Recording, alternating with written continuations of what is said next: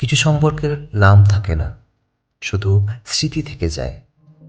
শূন্য পকেটে স্ত্রী যে স্বপ্নটা দেখিয়েছিল রনকে, আজ ব্যাংক ব্যালেন্সের অভাবহীন অবস্থায় দাঁড়িয়ে সেই স্বপ্ন পূরণ করবে রন। আজ রনের জীবনের সবকিছুই সাজানো গোছানো, যেমনটা শ্রী চেয়েছিল একদিন। সে ঘর বেঁধেছিল এই শহরের অন্য একটি সংসারে, তবে সেই সংসারটি শ্রী এবং রনের নয়। আজ এই বিশাল বহুল শয্যার মাঝখানে শ্রী নেই তার জীবনে। ধৈর্যহীন ভালোবাসার বোঝা বুকে নিয়ে সিগারেটে সুখ টান দিতে দিতে অফিস ফেরত রন মিউজিক সিস্টেমে শুনে চলেছে তার প্রিয় গান।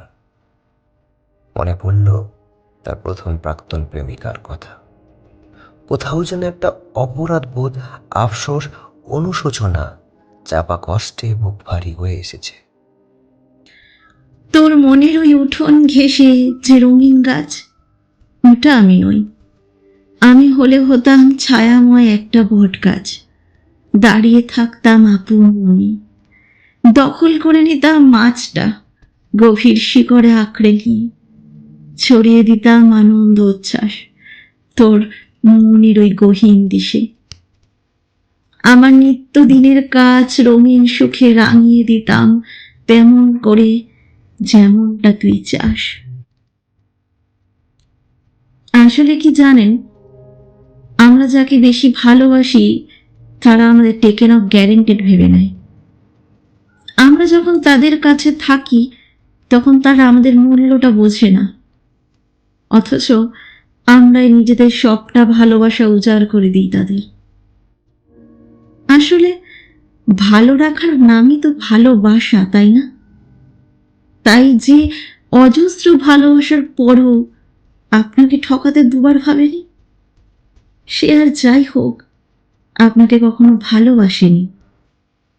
তাই ভালোবাসার মানুষটা দেরি করেই আসুক, তবে সঠিক মানুষটাই আসুক। আজ 2 বছর পর রনের মনে যেন কালবৈশাখী ঝড় এসে সবটা উলট পালট করে গিয়েছে। কারণ আজ সে তার প্রাক্তন প্রেমিকার সাথে কথা বলেছে বিচ্ছেদের 2 বছর পর। যে একদিন তার ভালো থাকার কারণে নিজের ভালোবাসাকে স্যাক্রিফাইস করে দিয়ে চলে গিয়েছিল, সে আজ অন্য কারোর স্ত্রী, অন্য কারোর ঘর, অন্য কারোর সংসার। সেদিন রন একবারের জন্য ভাবেনি যে সেই বিচ্ছেদটা কিভাবে মেনে নেবে, কিভাবে থাকবে তাকে ছাড়া। তার জীবনটা শূন্য হয়ে যাবে যে, সে কথা সে কখনো ভাবেনি। সিগারেটটা প্রায় শেষ হয়ে এসেছে। রনের মিউজিক সিস্টেমে গান বেজে চলেছে। নীরবতায় ছিল প্রশ্ন তোমায়, শূন্যতায় খুঁজি উত্তর আমার। একটা সম্পর্ক করতে বছর লাগে, আর সেটা ভাঙতে সেকেন্ডও লাগে না।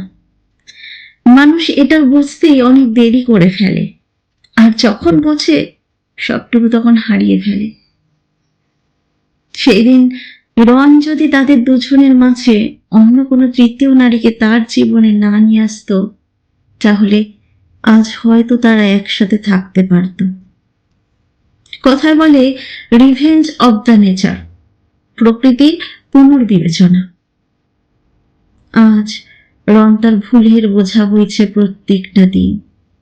আজ সে হারিয়ে ফেলেছে তার ভালোবাসাকে, হারিয়ে ফেলেছে সেই বন্ধুকে যাকে সে নির্ভয় সব কিছু বলে হালকা হতে পারত, যাকে একবারই বলেছিল সে তাকে নয় বরং অন্য একটি মহিলাকে ভালোবাসে।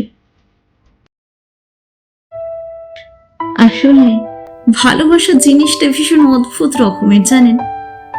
আপনি যার জন্য আপনার সব কিছু উজাড় করে দেবেন, দেখবেন দিন শেষে সেই আপনার আড়ালে সেই ভালোবাসা বিশ্বাসকে ব্যবহার করছে।